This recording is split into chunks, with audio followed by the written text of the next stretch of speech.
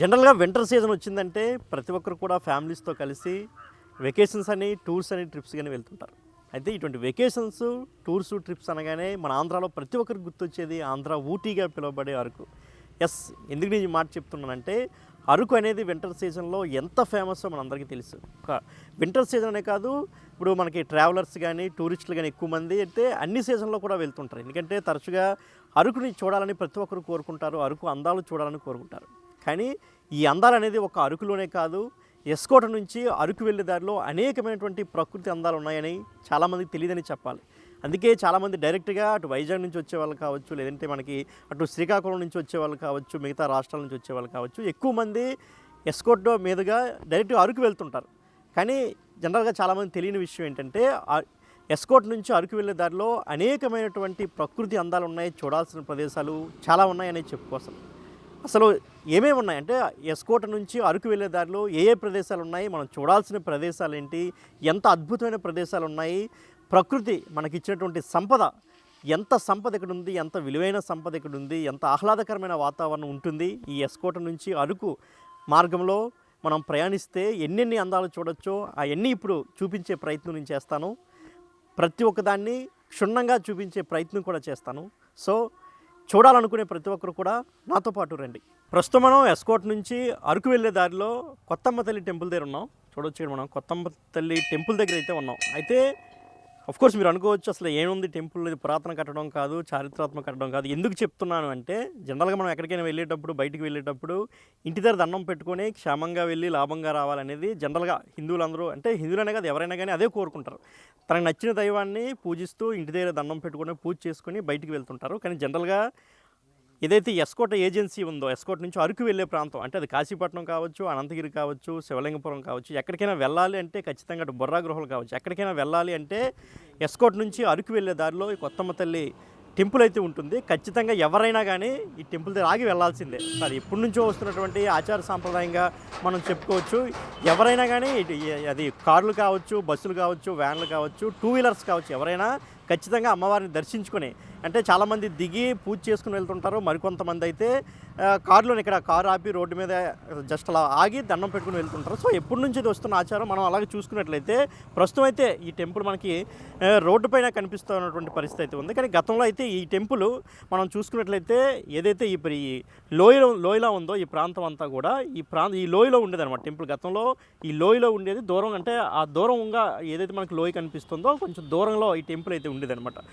So అక్కడి నుంచి అంటే అప్పుడే ఏం చేసేవారంటే ఇక్కడ ఆగి రోడ్డు మీద నిలబడి దండం పెట్టుకునేవారు. అయితే తర్వాత ప్రజలకు ఇబ్బంది కలగడం, ట్రాఫిక్ ఇబ్బంది కలగడం, సో ఎక్కువసేపు వాహనాలు నిలిచిపోవడంతో సో ఇప్పుడు ఏం చేశారంటే టెంపుల్ అక్కడి నుంచి ఇక్కడ నిర్మించడం జరిగింది. సో దీన్ని ఇంకా మరింత డెవలప్ చేస్తున్నారని చెప్పాలి. ఎవరైనా కానీ అటు నుంచి వెళ్ళే వాళ్ళు కావచ్చు, ఇటు నుంచి వచ్చే వాళ్ళు కావచ్చు, మ్యాక్సిమం అంటే వచ్చే వాళ్ళకంటే వెళ్ళే వాళ్ళు మాత్రం ఖచ్చితంగా ఆగి ఇక్కడ అమ్మవారిని దర్శనం చేసుకుని, లేదంటే అమ్మవారికి దండం పెట్టుకునే వెళ్తారనమాట. సో ఇది ఎప్పటి నుంచి వస్తున్నటువంటి ఆచారంగా చెప్పవచ్చు. ఎందుకంటే ప్రతి ఒక్కరికి కూడా ప్రయాణం బాగా జరగాలి. అంటే ఇదంతా ఘాట్ రోడ్ అంటే మనకు తెలుసు, ఘాట్ రోడ్లు ఎక్కువగా ప్రమాదాలు ఎక్కువగా జరుగుతుంటాయి. మనకి రోడ్డు ప్రమాదాలు ఎక్కువగా జరుగుతున్నటువంటి పరిస్థితి కనిపిస్తుంది. కాబట్టి అటువంటి ప్రమాదాలు, అందుకే చాలామంది చెప్తుంటారు మామూలు చిన్న గ్రామాలు, మనకు గజపతినగరం రోడ్డు కావచ్చు, అదేవిధంగా ఎస్కోట్ నుంచి విజయనగరం వెళ్ళే దారిలో అయ్యన్నపేట రోడ్డు కావచ్చు, చాలా ప్రమాదాలు జరుగుతాయి. అక్కడ జనరల్గా అన్నీ కూడా హైవే రోడ్లు చాలా విస్తారంగా ఉంటుంటాయి. కానీ అక్కడ కూడా చాలా ఎక్కువ ప్రమాదాలు జరుగుతాయి. కానీ అరకు ఘాట్ రోడ్ అయినా కానీ, ప్రమాదకరమైన రోడ్డు అయినా కానీ ఎప్పుడు ప్రమాదాలు జరగలేదు. దానికి కారణం కొత్తమ్మ తల్లి అనేది ఎక్కువగా ఇక్కడ మనకి ఒక నమ్మకంగా చెప్తుంటారు అనమాట. సో ఎవరైనా ఆగి ఇక్కడ దండం పెట్టి మనం చూడొచ్చు. చాలామంది అక్కడ కార్లు ఆపి, అదేవిధంగా అప్పుడు ఆటోలు కావచ్చు, కార్లు కావచ్చు, ప్రతి ఒక్కరు కూడా ఆపి అమ్మవారిని దండం పెట్టుకుని వెళ్తున్నటువంటి పరిస్థితిని మనం చూడొచ్చు. సో ఇదనమాట, అంటే ఈ యొక్క టెంపుల్ యొక్క ప్రాముఖ్యతగా ఇది మనం చెప్పొచ్చు. ఇక్కడ నుంచి మనం ఇక్కడ నుంచి వెళ్తే ఇక్కడ కాశీపట్నం చూడొచ్చు, అదేవిధంగా ఎన్ఆర్పురంలో కొత్తగా కట్టినటువంటి వెంకటేశ్వర స్వామి హిల్ టెంపుల్ చూడొచ్చు, అదేవిధంగా Borra caves, Anantagiri water falls. So Araku వరకు కూడా ఇదంతా టూరిజం ఏరియాగా చెప్పొచ్చు అనమాట. సో ఈ టూరిజం ఏరియాలో వచ్చే వాళ్ళందరూ, ఎందుకంటే చాలా దూరం నుంచి వస్తుంటారు, ఇతర రాష్ట్రాల నుంచి వస్తుంటారు. అదేవిధంగా మనకి విశాఖపట్నం నుంచి చాలా ఎక్కువ మంది, ముఖ్యంగా విశాఖ జిల్లా నుంచి ఎక్కువగా మనకి ఎస్కోట మీదుగా అరకు వస్తుంటారు. సో దీనివల్ల ఈ టెంపుల్ అయితే మరింత ప్రాముఖ్యత చెందిందని మనం చెప్పొచ్చు. ప్రతి ఆలయానికి ఒక ప్రత్యేకమైన చరిత్ర ఉంటుంది. సో అలాంటి చరిత్ర ఉన్న టెంపుల్కే ప్రస్తుతం మనం వచ్చాం. ఎస్కోట నుంచి సుమారు 12 కిలోమీటర్ల దూరం వస్తే కాశీపట్నం ఉంటుంది. ఈ కాశీపట్నం దగ్గర మర్రి చెట్టులో శివాలయం కనిపిస్తుంది. అయితే మర్రి చెట్టులో శివాలయం ఉందా, శివాలయం కట్టిన తర్వాత మర్రి చెట్టు ఉందనేది ఒకసారి తెలుసుకునే ప్రయత్నం చేద్దాం. ఒకసారి దీని గురించి మనం తెలుసుకున్నట్లయితే చూడొచ్చు. మనం అది శివాలయం మనకి ఇది టెంపుల్. సో పైన మనకు మర్రి చెట్టు కనిపిస్తుంది. అయితే మనకి ముఖ్యంగా మనం చెప్పుకోవాలనుకుంటే ఒక మర్రి చెట్టు ఎలా వచ్చింది, అసలు టెంపుల్ ఎలా కట్టారు, ఈ మర్రి చెట్టులో టెంపుల్ కట్టారా లేదంటే చెట్టులో మనకి ఏంటంటే టెంపుల్ ఏమైనా కట్టారా లేదంటే ఈ టెంపుల్ కట్టాక మర్రి చెట్టు వచ్చిందనేది చాలామందికి ఒక ప్రత్యేకమైన డౌట్ అయితే ఉంటుంది. ఆ డౌట్ని ఇప్పుడు మనం రివీల్ చేద్దాం. అంటే అసలు ఎలా కట్టారు దీన్ని ఏంటి అనేది ఒకసారి చూసే ప్రయత్నం చేద్దాం. ఫస్ట్ మనం లోపలికి వెళ్దాం. ఎందుకంటే శివాలయం కాబట్టి ఎలా ఉంది, లోపల ఎలా ఉంది చూసుకుంటే మనకి పురాతనమైనటువంటి శివాలయాలన్నీ కూడా ఖచ్చితంగా మనకి ద్వారం కానీ చూసుకున్నట్లయితే లోపలికి వెళ్ళడానికి ప్రతి శివాలయంలో కూడా చిన్న చిన్న ద్వారాలే ఉంటాయి. ఎందుకంటే మనం 11వ శతాబ్దం నాటి దేవాలయాలు చూసాం, 10వ శతాబ్దం నాటి దేవాలయాలు ఇప్పటికే మనం బిగ్ టీవీ ద్వారా మనం చాలా ఎక్స్క్లూజివ్గా అన్నీ కూడా చూసాం. ప్రస్తుతం మనం అయితే 18వ శతాబ్దం నాటి శివాలయం అన్నది చూడొచ్చు. ఈ శివలింగం 18వ శతాబ్దం నాటిది. ఈ శివాలయం 18వ శతాబ్దంలో కట్టారు. అయితే ఈ శివాలయాన్ని 18వ శతాబ్దంలో దేవతలు నిర్మించారనేటువంటి ఒక గొప్ప పేరు కూడా ఈ దేవాలయానికి ఉంది. ఎందుకంటే ఈ దేవాలయాన్ని ఎవరు నిర్మించారనేది ఇప్పటికీ తెలీదు. సో ఈ చుట్టుపక్కల ప్రాంతం కావచ్చు, అదేవిధంగా దీని దగ్గరలో ఉంటూ ఊర్లు కావచ్చు, ఎక్కడి నుంచి వచ్చే వాళ్ళైనా సరే ఒకటే నమ్ముతారు ఈ టెంపుల్ గురించి. ఈ టెంపుల్ని దేవతలు నిర్మించారు, అందుకే ఈ టెంపుల్ ఇప్పటికి కూడా ఎంతో స్ట్రాంగ్గా ఉంది అంటారు. ఒకసారి మనం చూసుకుంటే ఇదంతా కూడా మనం ఇప్పటికే చూసాము, మర్రి చెట్టులో ఉంది ఈ టెంపుల్ అంతా కూడా. అయితే సుమారు 500 ఏళ్ల క్రితం ఈ టెంపుల్ని దేవతలు నిర్మించారనేది ఈ యొక్క చరిత్ర, ఈ టెంపుల్ యొక్క చరిత్ర. సో చూసుకోవచ్చు, మర్రి చెట్టు ఓడలు కూడా మనం ఇక్కడ చూసుకోవచ్చు, చాలా స్పష్టంగా మనకు కనిపిస్తుంది. ఈ టెంపుల్ కట్టిన తర్వాతే మర్రి చెట్టు అనేది వచ్చిందనేది చరిత్ర ద్వారా లేదంటే చుట్టుపక్కల ద్వారా మనకైతే తెలుస్తున్నటువంటి పరిస్థితి కనిపిస్తుంది. ఇప్పటికీ కూడా అంటే జనరల్గా మనకి మర్రి చెట్టు ఉంటే దాని కింద ఏదైనా ఉండడం చాలా కష్టంగా భావిస్తాం. సో అది మనకి ఎప్పటి నుంచి ఉన్నదే.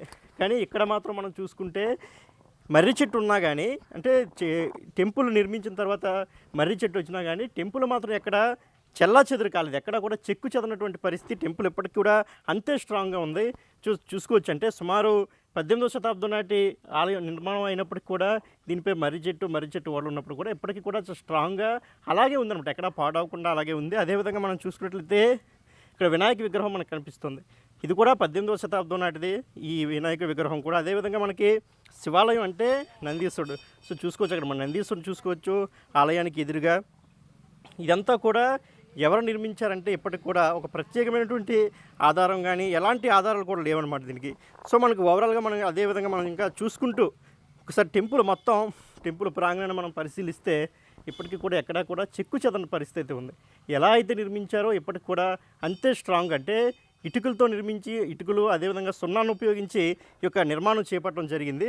సో ఇప్పటికీ కూడా అందుకే అంటే దేవతలు కట్టడం వల్లే ఎంత స్ట్రాంగ్గా ఇది ఉందా అనిపించేటట్టయితే ఈ టెంపుల్ ఉందని చెప్పాలి.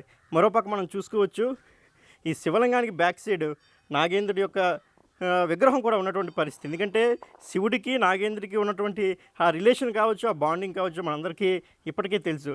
మనం అలాగ మొత్తం ఆలయ ప్రాంగణం అంతా చూసుకుంటే చుట్టుపక్కల మొత్తం ఎంత స్ట్రాంగ్గా ఉందో చూసుకోవచ్చు. ఇప్పటికీ కూడా ఎక్కడా కూడా చెక్కు చెదరినటువంటి పరిస్థితి మనకు కనిపిస్తూ ఉంది.